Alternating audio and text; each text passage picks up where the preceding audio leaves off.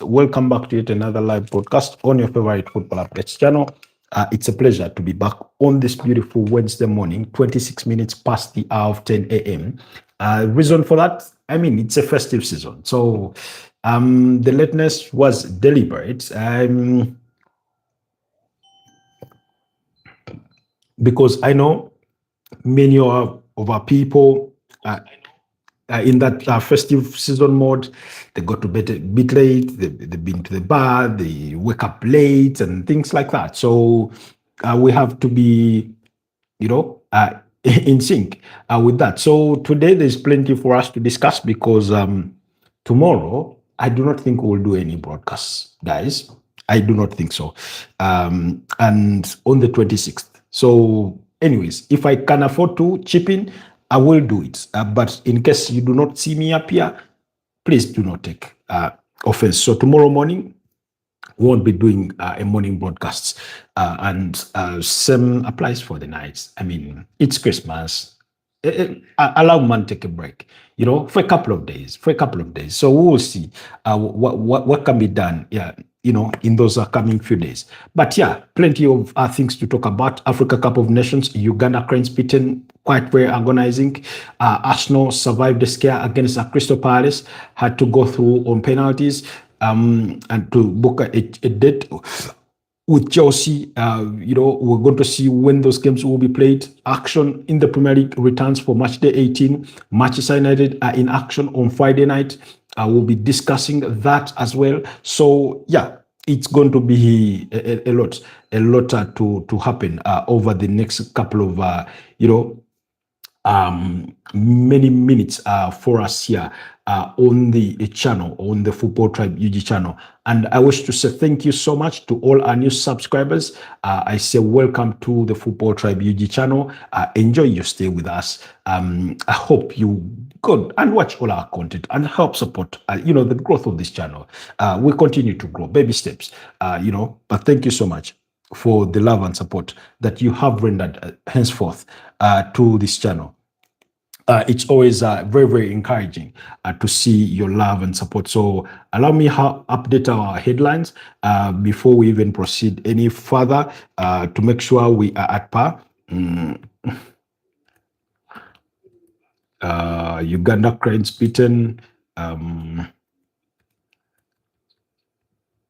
Arsenal through to the semi-finals. And then Premier League action.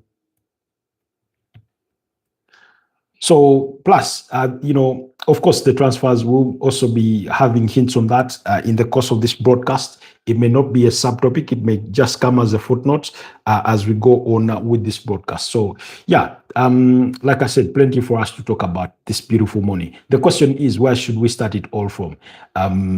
For those of you that are just joining us, kindly like the broadcast, but also consider subscribing to the channel. Welcome to another edition of Football Tribe UG. Okay, we'll start off with the Africa Cup of Nations.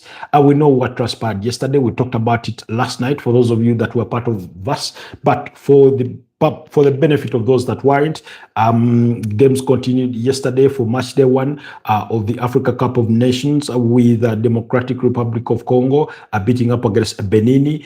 Theo Bangonda in the 16th minute. That strike was sufficient to see DRC Congo get the better of Benin in a 1-0 victory for our neighbors in DRC Congo. Then Senegal put 3 past Botswana, with Nicholas Jackson picking up a brace in that one in the 40th minute and in the 50th minute, whereas Cherif Ndiaye was the other goal scorer in the 90th minute to ensure that the 2021 champions of the Africa Cup of Nations kick-started this campaign with a victory in as far as the competition is concerned. Then also, still on the same day, We saw Nigeria beat up against Tanzania by 2 goals to 1. Ademola Lookman as well as Semi Njai scoring in the 36th minute, while Tanzania restored parity through Charles Mombwa in the 50th minute. But that equalizer lasted only 2 minutes as Ademola Lookman scored a beautiful goal to make sure that Nigeria won it at 2-1. Victor Osimhen, very early in seconds into the second half, had scored to make it 2-1 at the time, but his goal was ruled out for offside. And then in the late kickoff, Uganda Cranes at the receiving end of a 7th defeat at the hands of Tunisia. This time around, being beaten by 3 goals to 1 with Elias Shiri as well as Elias Achori scoring a brace. That one, Shiri's goal coming in the 10th minute, while Achori's goals came in the 40th minute and in the 64th minute, while second half substitute Dennis Omedi squad for what turned out to be a mere consolation for the Uganda Cranes in a very dominant performance from Tunisia. The possession statistics may not paint the perfect picture that was on the pitch, because it says, according to online statistics, that Tunisia dominated the ball to the tune of 51% compared to Uganda Cranes with 49%, but they had 16 shots on goal with 8 on target, compared to Uganda Cranes' 6 on goal with only 1 on target. That tells you, I mean, to be honest, that Tunisia defense did well. They put in a couple of blocks and, put the ball away when Uganda Cranes tried to penetrate through their goal, which was really impressive. I thought Uganda Cranes were lacking in terms of their workaholicness. When you come against an opponent where you well know that you're the underdog, your hard work, your relentless running, and closing spaces, making sure making it difficult for the opponent to go past you is one of the things that you can rely on. But I thought our midfield all the way through the defense were easily, really, and very often penetrated.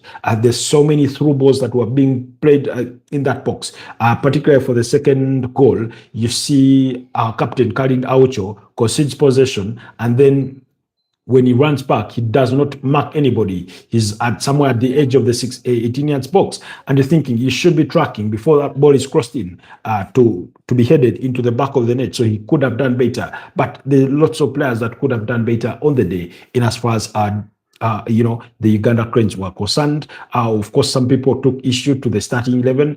I, for one, did not have much about it in terms of how the team set up.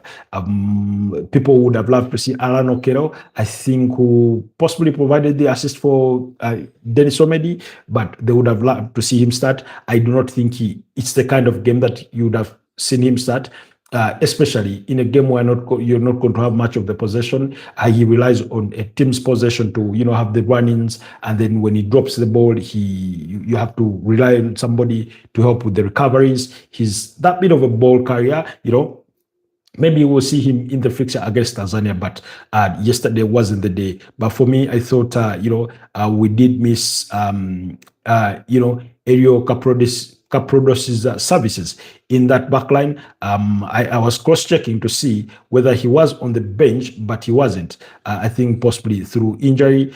So that did not help us that much. But Roger Storach and John Obita, I thought they do not have the best of games, really. Kenneth Semakula and Jude Semugabi could have done better, So, but I mean, it is what it is.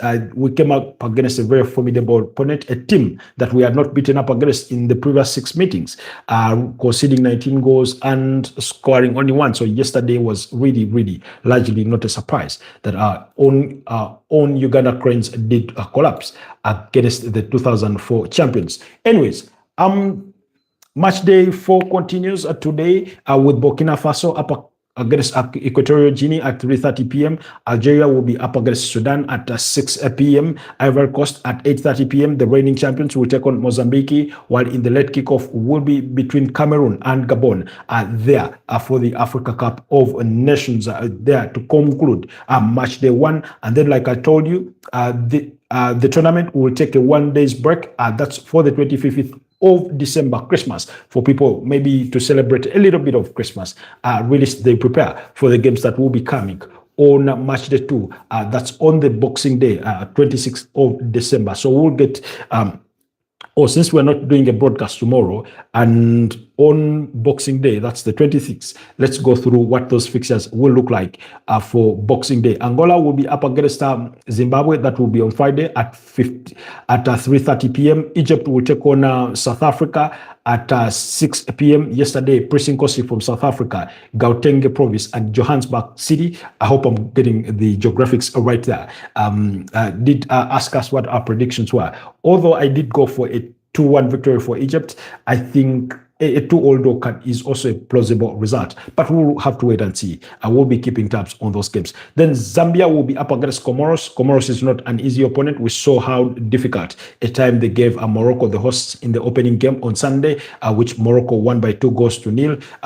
Then Morocco will be up against Mali at 11 p.m. That's for the games that will be coming on Friday. The Zambia game will come at 8:30 p.m. And then on Saturday, Benin will be up against Botswana. Senegal will take on DRC Congo. Uganda will be up against Tanzania. The game between Benin and Botswana comes in the early kickoff at 3:30 p.m., while at 6 p.m. will be Senegal and Congo. Very, very interesting game to look out forward to between Senegal and the Democratic Republic of Congo. Then Uganda up against Tanzania at 8:30 p.m. and then Nigeria up against Tunisia at 11 p.m. Then Gabon on Sunday will take on Mozambique at that's at 3:30 p.m. and Equatorial Guinea will be up against Sudan at 6 p.m. Then Algeria will take on Burkina at 8:30 p.m. That will be on Sunday, and Ivory Coast will be up against Cameroon at 11 p.m. A big game that will be on Sunday, the 28th of December, to wrap up match day 2. Anyways, off we go away from the AFCON and proceed to the other matters of football. And what other place is there to start other than the 4th game of the quarterfinals of the EFL Cup? Arsenal knocking out Crystal Palace 8-7 on penalties. Post-match penalties that proceeded a 1-all draw, with Maxence Lakroski scoring an own goal in the 80th minute to give Arsenal the lead. Release McKay scored in the 50th minute of added time to restore parity. It's a kind of game where Arsenal dominated had a very, very dominant performance, particularly in the first half. Overall, they managed 69% of ball possession. But when you go back to the first half, at some point it was 80% of ball possession for the Arsenal, and that's how dominant they were. They had a total of 17 shots on goal and 7 on target. But majority of those came in the first half, where the goalkeeper from Crystal Palace, that's Benitez, was really impressive. Had a very, very impressive performance. They are making saves from attempts from the likes of Noni Madueke, a brilliant header from Gabriel Jesus. So I thought it's a kind of game where Gabriel Martinelli had a very, very electric performance. I remember, for those of you that were part of the broadcast last night, who were following both fixtures for the Uganda Cranes and the game between Crystal Palace and Arsenal, even though internet wasn't at its best, with lapses here and there, but at least we managed to catch whatever minutes we could afford during the stable moments. So it was a very dominant performance from the Arsenal. I thought Gabriel Martinelli was the best of himself that I have seen so far this season, in terms of his pace, in terms of his confidence, when it came to taking on players, and when it came to bringing in decent crosses. I thought he was really, really good. Then at some point, they combined well with Miles Lewis-Kelly, who started at left back, because the way Arsenal set up is that they had William Saliba alongside Ricardo Carafiori. That means Pierre Hincapie was rested, Yohan Tiba was playing at right back, and Miles Lewis-Kelly at left back. Christian Norgard started in Arsenal's midfield at the best of the pivot, with alongside Ebeleche Eze and Mikel Merino in that sort of midfield trio, while Noni Madueke, Gabriel Jesus, and Gabriel Martinelli were the front three, with Kepa Arrizabalaga in goal there. So I thought Noni Madueke lacked the sharpness. He got us some few chances, but he couldn't bury them. And I said this, and I stand by it, that Arsenal were not clinical with their chances. If Noni Madueke had taken, one of those 2 or 3 chances that he had, perhaps we'll be talking about a different result.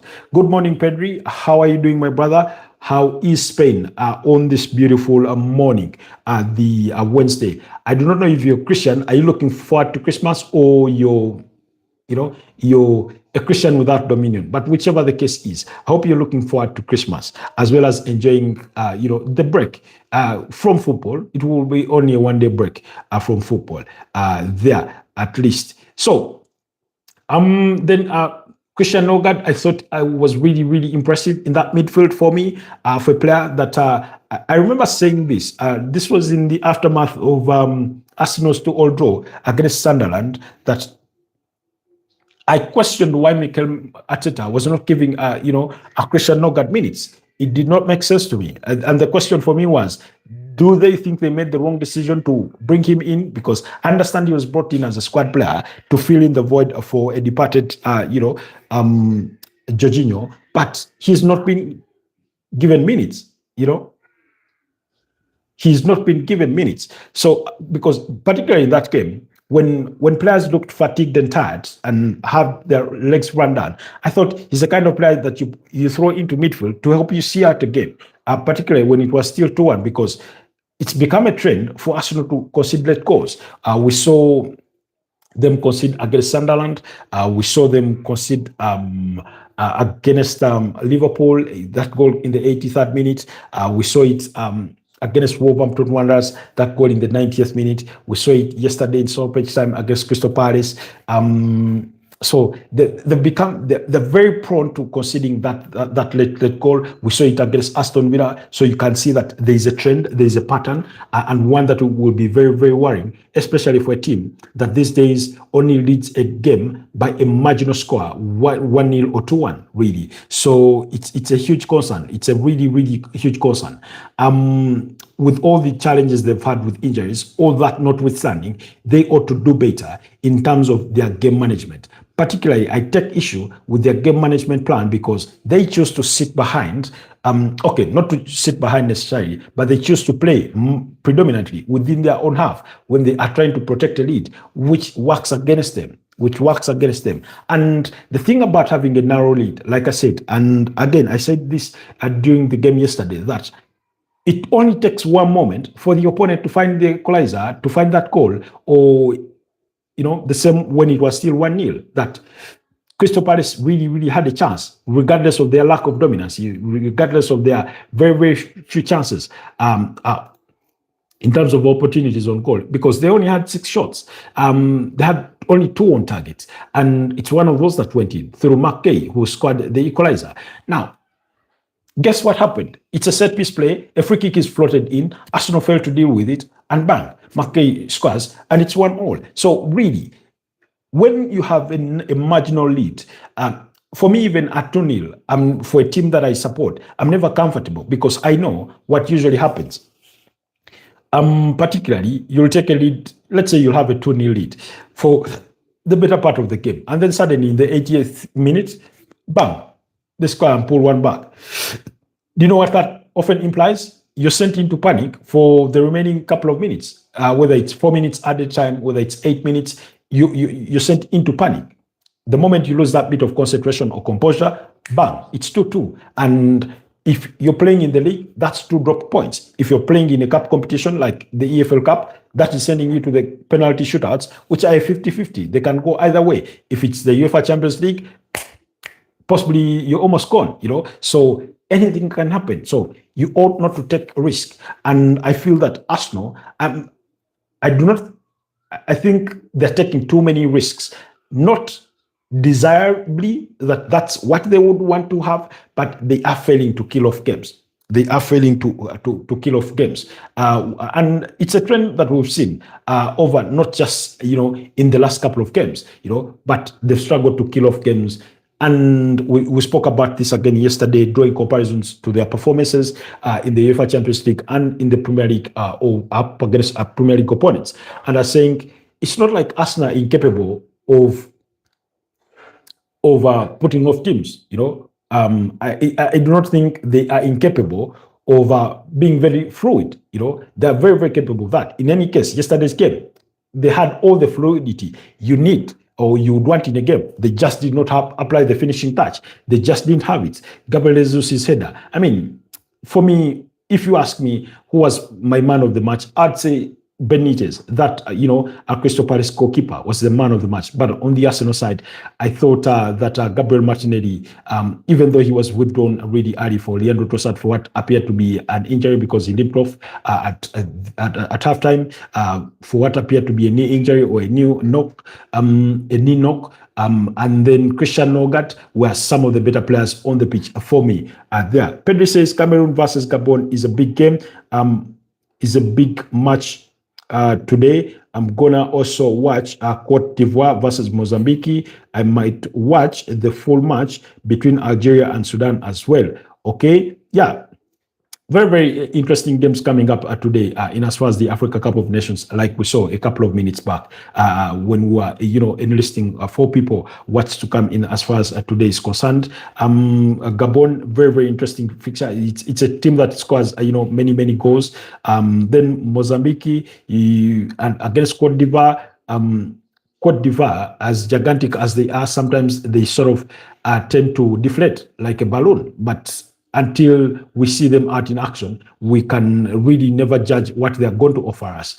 In any case, you remember, the last campaign when they had to sack their manager and they tried to hire Hervé Renard as an interim for the purposes of that tournament. When they failed to recruit him, that's when they retained the interim boss who guided them to the triumph.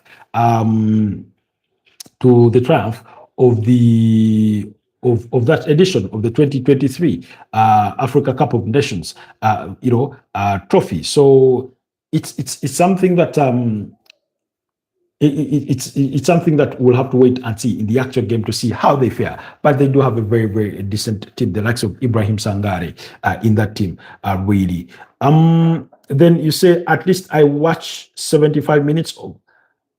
At least I will watch 75 minutes of Algeria Sudan because of other duties. Understandably so. Even I sometimes miss some of these games because of other duties. But Algeria against Sudan will be a very, very good game. The reason, but Sudan, remember, because Sudan has been into war, they've had to request that their domestic league be played away in Rwanda. They've had to request for that. And last I checked, CAF had permitted that. There's been war ongoing between Mamdan Dagalo and Hemeti, two powerful generals fighting for the leadership of that country.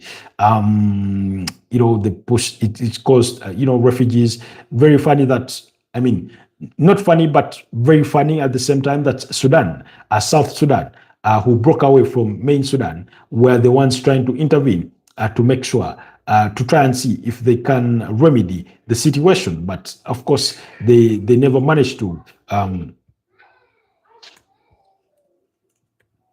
So we'll have to wait, and see what will happen there. In as far as things go, yes, the Ivory Coast manager that was sacked was called Jean-Louis Gasset. Yes, Jean-Louis Gasset was sacked in the middle of the tournament following a humiliation, a 4-0 humiliation at the hands of Guinea-Bissau.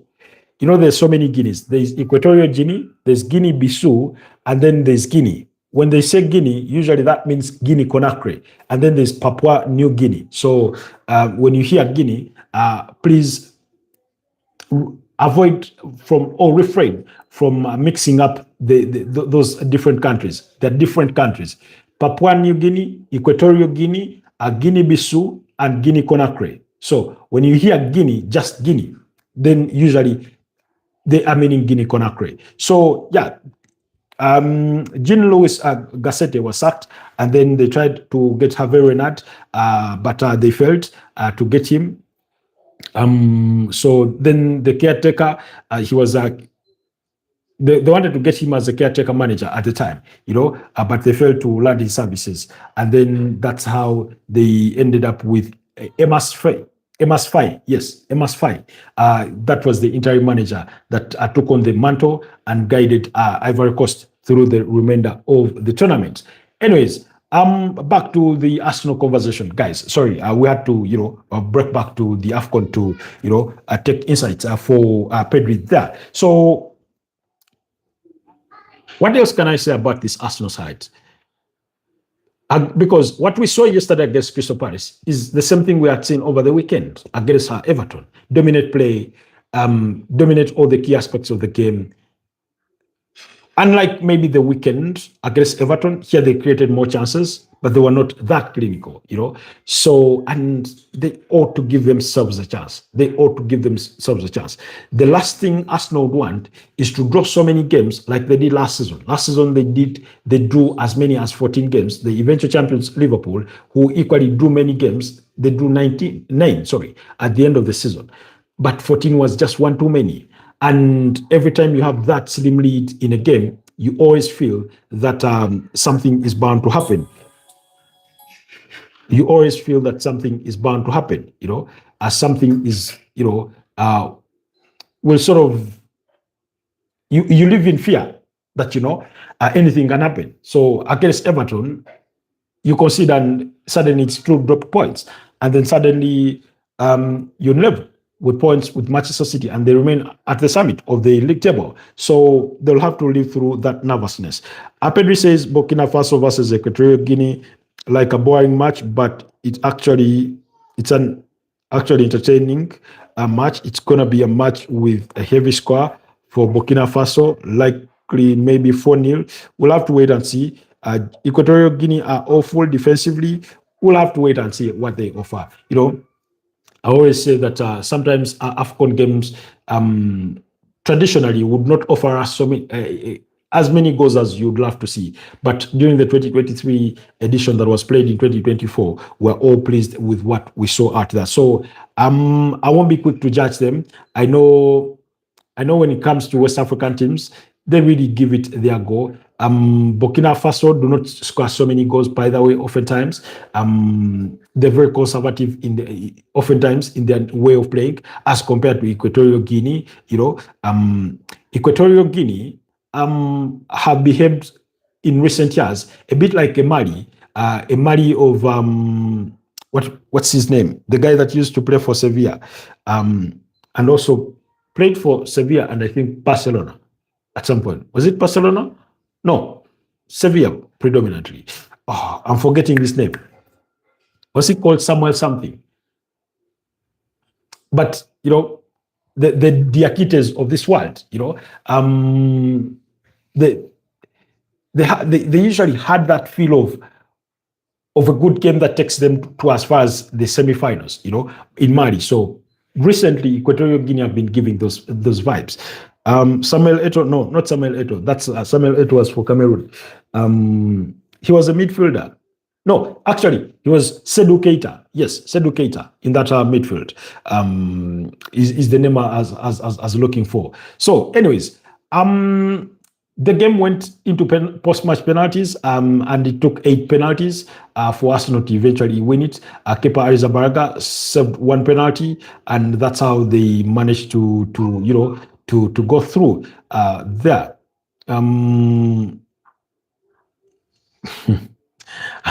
Yeah, that's how they managed to advance to the semifinals, which implies that Arsenal will meet up against Chelsea at the semifinals of the EFL Cup. The implications of that is that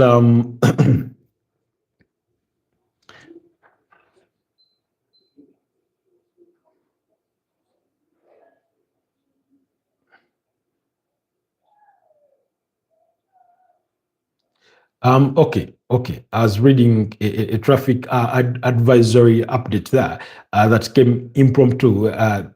Not that I need it, but for purposes of staying informed, I ought to have read it. So Those games will be played on the 13th and 14th. In as far as the semi-finals of the Carabao Cup are concerned, 13th and 14th of January. On the 13th of January, it will be Newcastle against Manchester City at possibly 11 p.m. or 10 p.m. around there. And then on Wednesday, Chelsea will entertain Arsenal at Stamford Bridge. Then the reverse fixtures will be played in the first week of Feb.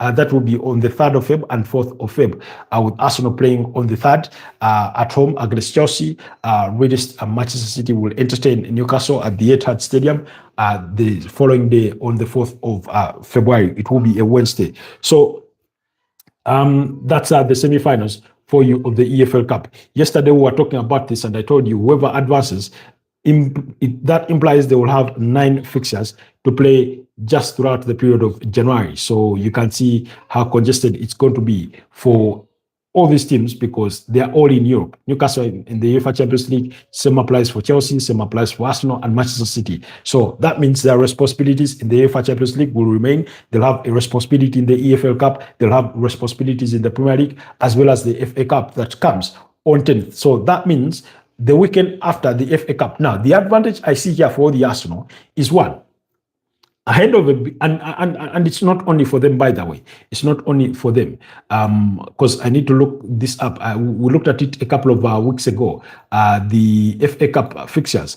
And so Arsenal's game will be away to Portsmouth. And that's a game in which they can afford to rest as many players and sort of prepare or rest them for the Chelsea game ahead that will come subsequently in midweek. So when you look at Newcastle have a difficult game. It will be at home. That's the advantage. On 10th January, they'll be up against Bournemouth. Manchester City have a very easy home game against Exeter, so they will be able to rest players and wait to face off with Newcastle come midweek. When it comes to Chelsea also have a fairly easy fixture. I'm trying to look. Yes, they play away to Charlton Athletic there. So while Arsenal also play away to Portsmouth. Now the disadvantage for Arsenal is that Chelsea will have played a day earlier because Chelsea play on the 10th of January, whereas Arsenal play on the 11th, of January. So, but that notwithstanding, both teams will have the opportunity to field as their B teams and then maybe rest well enough their elite team to face off with each other the subsequent week for that first leg of the semi-finals of the EFL Cup in as far as things are concerned. In that regard, somebody yesterday asked me about the Arsenal fixtures that are saying that it's going to be a bit of a congested fixture for them in January. So in December, they still have 2 games left to play. That's against Brighton and against Aston Villa. Brighton come over the weekend, and then on the 30th of December, it will be a Tuesday. That's when they entertain Aston Villa at home. Then January 3rd, they have Bournemouth away at the Vitality Stadium. Then they play away to Liverpool. After that, they'll play against, and that game will come on 8th Jan, which will be what? 8th Jan should be, would it be what? It will be a Thursday for some reason. And then on a Sunday, they play Portsmouth. After that, then they play Chelsea in the EFL Cup. So those are already 4 games by the 14th of January. Then on the 17th of January, that will be the weekend. They'll play Nottingham Forest, then play Inter Milan. That's 5 games. Then play Manchester United on the 25th. And then on the 28th, they'll play at home against Kairat Almaty. Again, you can see an away fixture against Inter Milan, return home to play Manchester United, very, very big, 2 big games. That all having played Chelsea and Nottingham Forest, Kairat Almaty at home, you can afford to, use players like, the likes of Ethan Wanyeri. I hope he will still be at the club by that time because there are reports he could leave in January on loan. And then on the 31st, The Kairat Almaty game will come on the 28th, and then on the 31st of January, they'll be up against Leeds United. So you can see how thick, fast fixtures will be coming. And then, like we said, on the 3rd, they then play Chelsea in the reverse fixture, and then Sunderland subsequently. So it's going to be until 7th Feb. It's going to be game in, game out, without rest. Without rest. Every week they'll have a game in midweek. So that's how busy things are going to be. But also, just for purposes of comparison, to say that they are not the only side that are going to face a similar schedule, Chelsea equally have the same. Because over the weekend, that will be to wrap up December. They have Aston Villa at home, and then they play also at home against Bournemouth. After that, they'll play Manchester City on the 4th. You can see how very uneasy it's going to be. Then they'll play Fulham. Then they'll play Charlton. Then they'll play Arsenal. After that, they'll play Brentford. They'll play Paphos in the UEFA Champions League. Then they'll be away to Crystal Palace. Then they'll play Napoli. Then they'll play West Ham to wrap up January. And as soon as they wrap up January, they have Arsenal in the reverse fixture and then play away to Wolverhampton Wanderers. That's after which, actually, there's no breather until the 10th when they have Leeds United. So really, it's going to be very, very busy, a very busy 1 month and a very busy 6 weeks for majority of these teams. So do look out for that fixture schedule in as far as those teams are concerned. Manchester City, the advantage for Manchester City is that during that run, they do not have so many big games. For example, we've seen that Arsenal have Inter Milan, they have Manchester United, you have a double header against Chelsea. Those are very, very difficult fixtures. So out of the 9 fixtures that you have that. But also, forget not that you have an Aston Villa in there. So very, very difficult fixtures there that you ought to play, including a Sunderland that comes in there as well. We've seen with Chelsea, they have Napoli, they have Manchester City, they have good morning, son of Soweto. Good morning, George. Who is George? Robert is the name, in case you've forgotten. But yeah, son of Soweto is joining us from South Africa. So I'm good. I'm good, my brother. How are you doing today? So when you look at Manchester City, they are in the month, okay, they have Nottingham Forest and Sunderland in their subsequent games to actually, the Sunderland game comes on the 1st of January. Then they play Chelsea, they play Brighton, they play Exeter, they play Newcastle, they play Manchester United, they play Bordeaux Gilmot, they play Wolves, they play Galatasaray, and they'll play Tottenham Hotspur, and then Newcastle, and then Liverpool. So, you have Liverpool, you have Newcastle, you have Tottenham, you have Manchester United, and Chelsea. 5 difficult games. So it's not going to come easy for any of those teams, really, Arsenal, Chelsea, and Manchester City, when it comes to their fixture congestion. But Manchester City are already trying to do something about it with their exploits ahead of the January transfer window. They're already in pursuit of Anton Semenyo. Merry Christmas to you and the family. Thank you so much, Soweto. I will wish you the same there. I hope you guys are already in celebratory mode. Down in South Africa, we are going to cook nice rice nice food today. Okay. Am I invited to the luncheon there? Kindly remind me, son of Soweto, are you from Soweto? What province are you in and what city? Or you're from down Cape Town? Or you're from KwaZulu Natal? What part of South Africa? Kindly remind me, even though you say you're son of Soweto. Okay, just a second.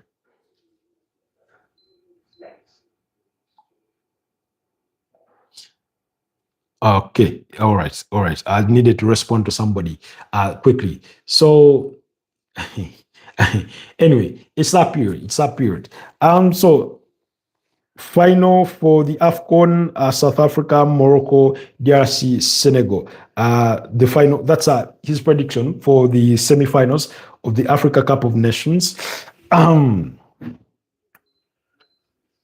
I mean, I mentioned DRC Congo to be among the dark horses, as well as South Africa. Morocco are favorites. Senegal have been consistently good in recent competitions, going far in the competition. So I can't write them off. My question is, anyway, we'll have to wait and see. But I thought, so in other words, he thinks Nigeria won't be in the top four. He thinks Tunisia won't make it. He thinks Egypt won't make it. Did you respond to a lady? The smile that you are giving is telling. No. I misplaced my jacket. It remained in someone's car, so they had taken pictures to confirm whether it's the jacket I'm looking for. So my smile was totally different. Was for different reasons. But son of Soweto, that means you're saying Nigeria won't make it. I mean, you know how they over exaggerate their importance when it comes to AFCON and Nigeria. So you're saying Nigeria won't make it to the top four. You're saying Tunisia won't be there. You're saying Algeria won't be there. You're saying Egypt won't be there. I mean, you're saying Cameroon will not have a sniff. Cameroon have their challenges. We know off the pitch. You're saying Uganda Cranes won't make it in the top four. I mean that as a joke, really. We got thumped yesterday by 3-1. Okay, son of Soweto, what's your prediction for Egypt against South Africa? That game coming, I think will it be on Friday? What's your prediction for that particular game? Do let me know what your thoughts are really on that. Speaking of thoughts, Liverpool's Alexander Isak underwent surgery and has been ruled out for many months. Has been ruled out for many months through injury. We do not know specifically when he will be due back. But he's going to be a huge miss for Liverpool there. Nigeria, I saw an interview with Mikel where he was talking about the corruption in their country and how it affects their football. Nigeria overrated. That's the honest bit. Okay.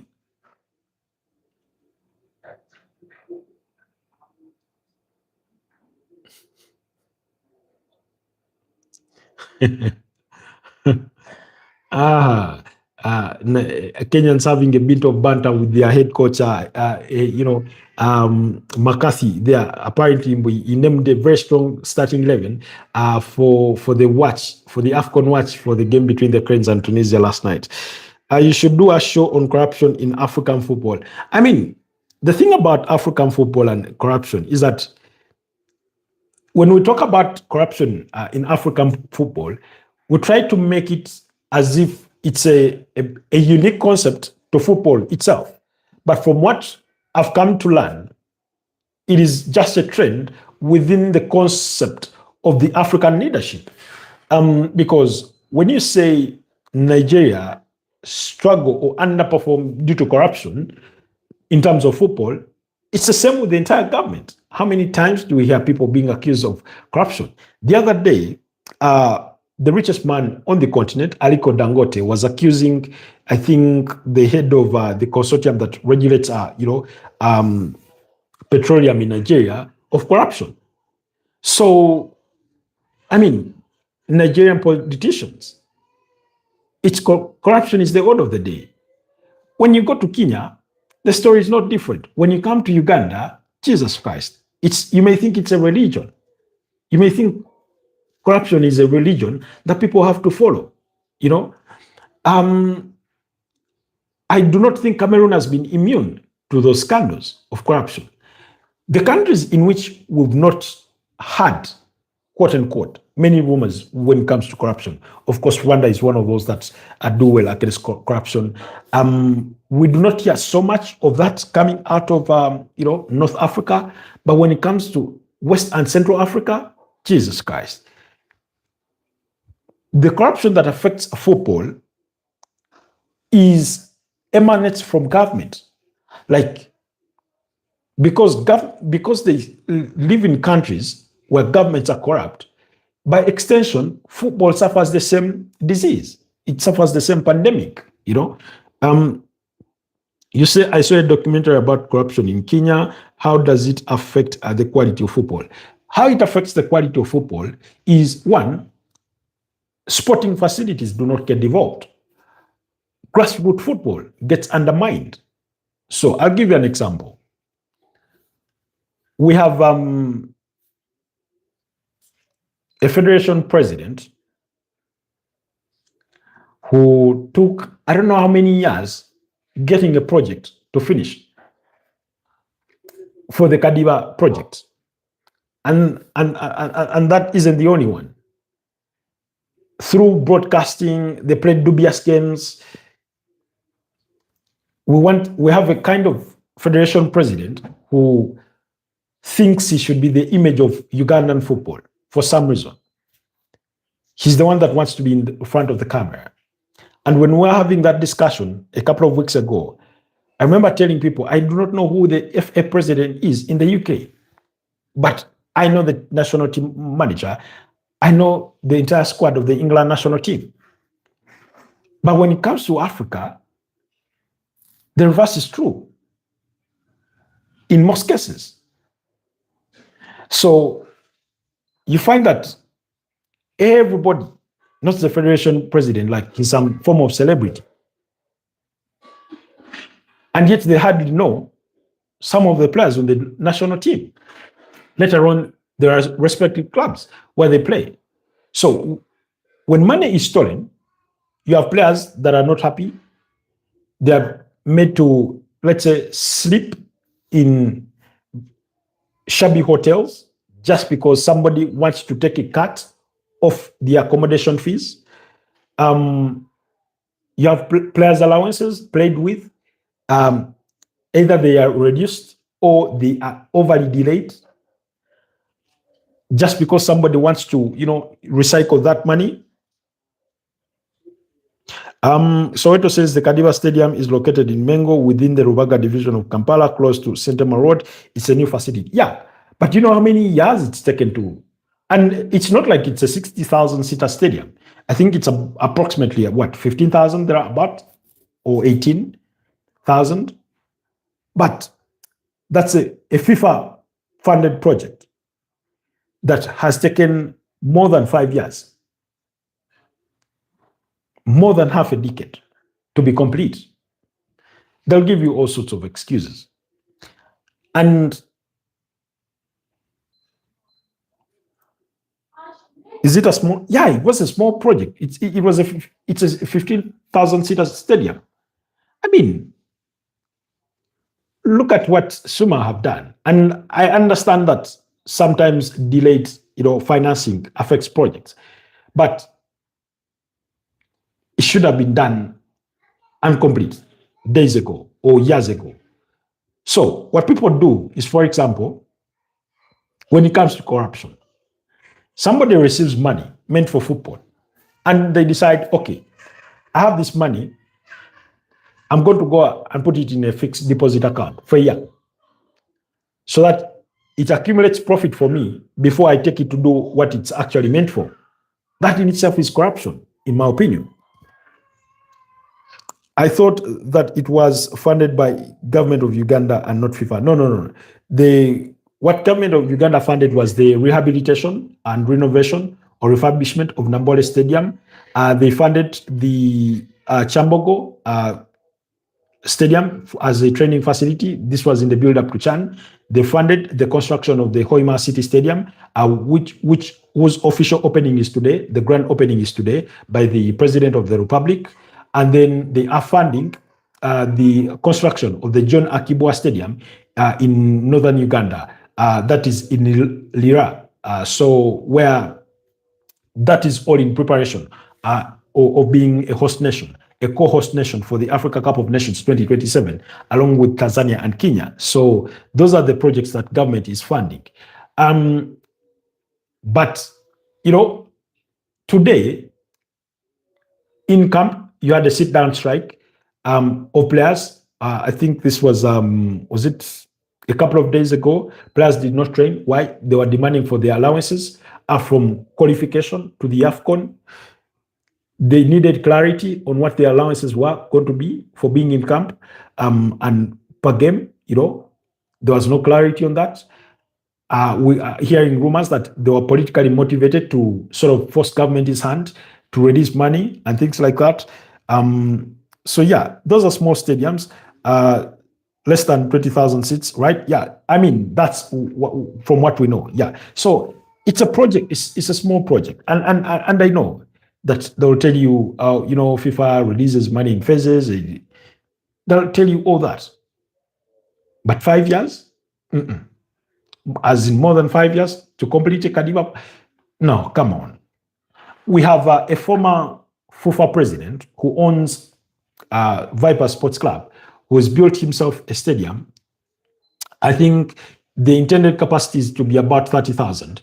Currently, they probably stand at about 15, 17,000 because it has only 2 stands at the moment.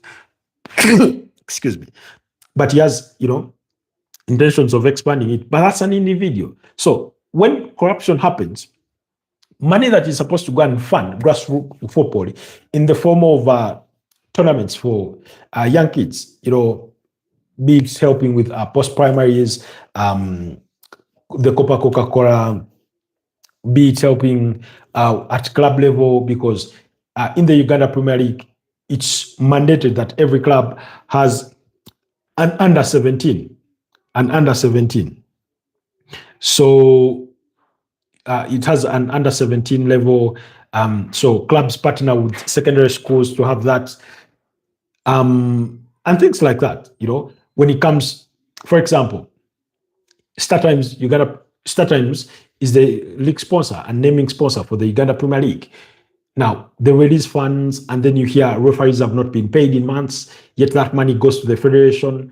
The federation, out of that sponsorship, takes out about 200 million, apparently for league management and stuff like that. And then you think to yourself, really? We're talking about a federation that receives at least 17 billion from government to help with the running of football affairs in this country. And that is on top of what they receive from FIFA, on top of what they receive from CAF. Because when you play CAF competitions, there's monies you get.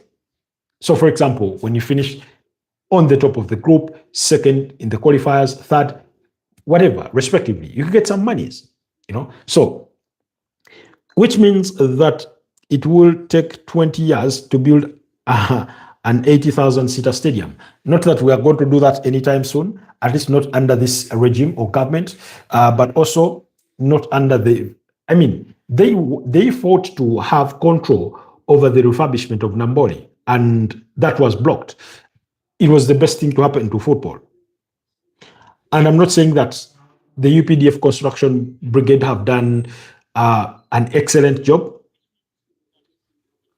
I said this in comparison that while the budgets may seem somehow different, but what Suma did with Amahoro Stadium in Rwanda, you can Google it, the refurbished Amahoro Stadium. Suma, the tax company, who just completed the construction of the Hoima Stadium, which is a 20,000-seater, but it's a multi-purpose sports facility because it has an indoor games arena.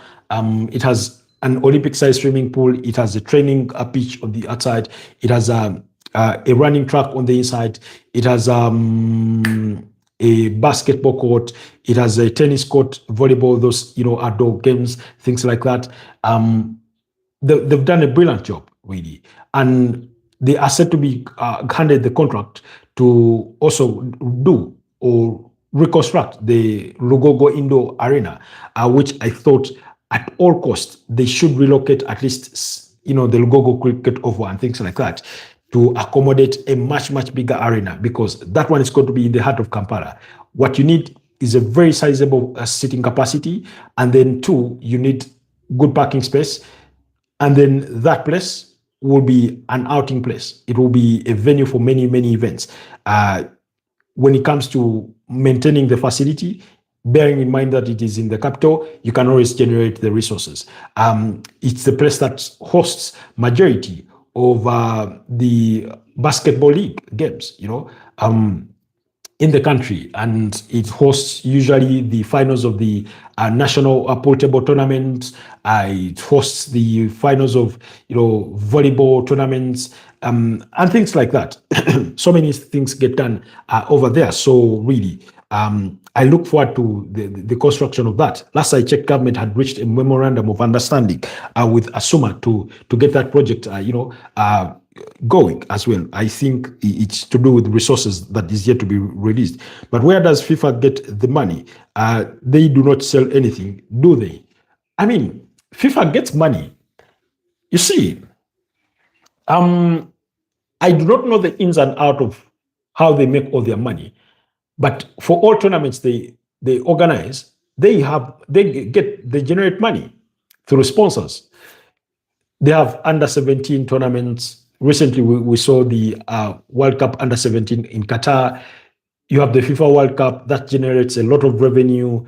You have the FIFA Club World Cup that generated $1 billion from the sponsors. You have other FIFA competitions. So they have a lot of partners in form of advertising revenue for their tournaments.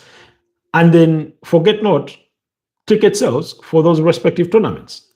Look at the World Cup that is going to be in the USA. According to the last release, the lowest category 3 match ticket for a final is going to cost about $4,000. So they make lots of money through those tournaments, among other avenues. I'd want to believe, So, yeah, they do generate money. They do generate money, and they have the money, largely through sponsorships. Do you know what it means to be, and then through selling broadcast rights, the FIFA World Cup qualifiers, and then the FIFA World Cup itself. So those broadcast rights do not come cheap. So FIFA generates money, billions of dollars, by the way, through that. So in other words, do you know what it means to be the official sponsor of a World Cup? You remember Budweiser for the 2022 World Cup? You've seen Pepsi be part of that, Hisense, among all other sorts of brands. So that's lots of monies that get paid, to FIFA through that. So they generate the money. It does come. Okay, guys, quickly on the transfers. Yesterday we had discussions about this. We had discussions about Anton Semenyo and his his preference to join Manchester City over Man United, over the likes of Chelsea, the likes of Liverpool, that all expressed interest in getting his services.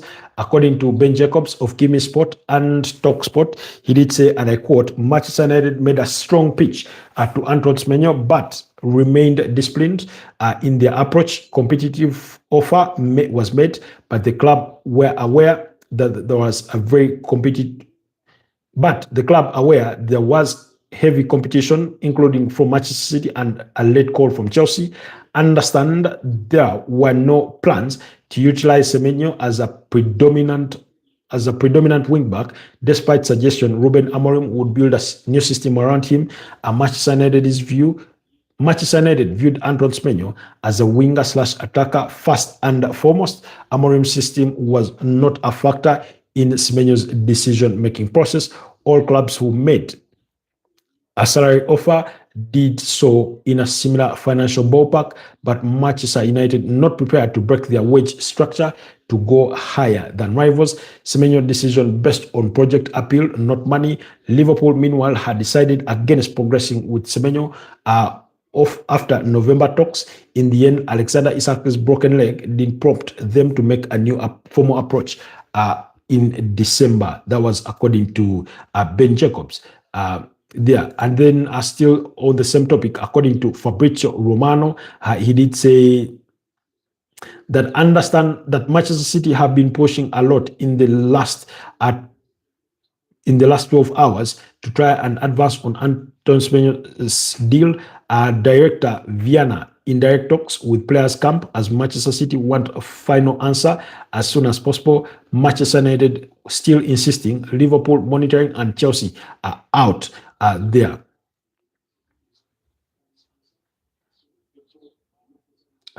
So that's what is happening with Anton Semenyo's deal. So expect a lot of transfer speculation and gossip during the coming days as we head towards the January transfer window. Speaking of the same, Axel Disasi is available for January transfer window, but reports of a loan move are out of the mark as the French defender cannot live on loan. Chelsea used all their extra UK sports for loans this season. So Roma, Olympic Lyon, and Paris FC are all aware of the situation. They want to sign Axel Disasi. Then Nice made an approach for Moroccan midfielder Amir Richardson from Fiorentina. Richardson on the shortlist of several clubs for January, with Nice have shown interest already. So then Marcus Rashford, speaking about his future, he said, "My future, I want to stay at Barcelona. This is my goal, but it's not the reason that makes me train hard and give my all.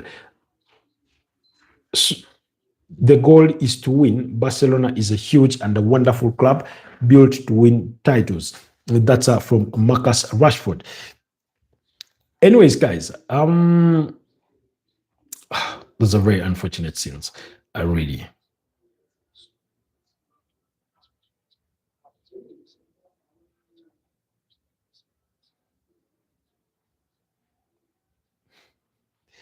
Okay. Since that tomorrow we won't be doing a broadcast, and yet we have a game on Friday, allow me, tell you what's to come in as far as the Premier League is concerned for match day 18. For match day 18, which kicks off on Friday when Manchester United play Newcastle at Old Trafford at 11 p.m.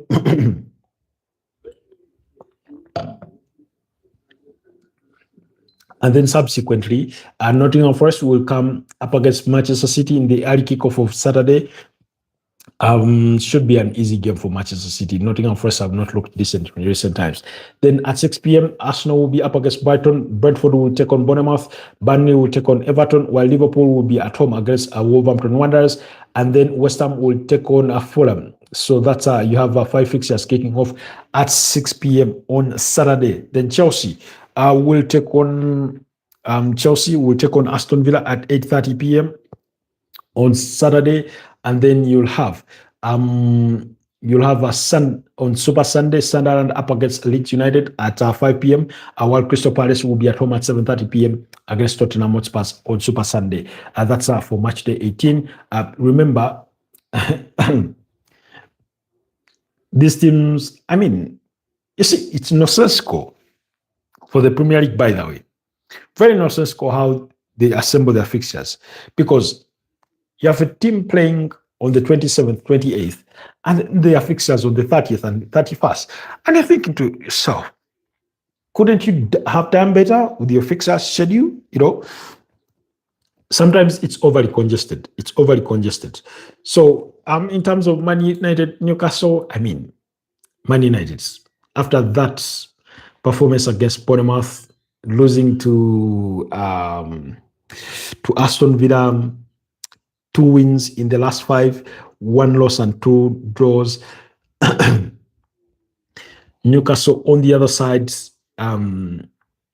have won just 2 of the last 5, 2 draws and 1 defeat.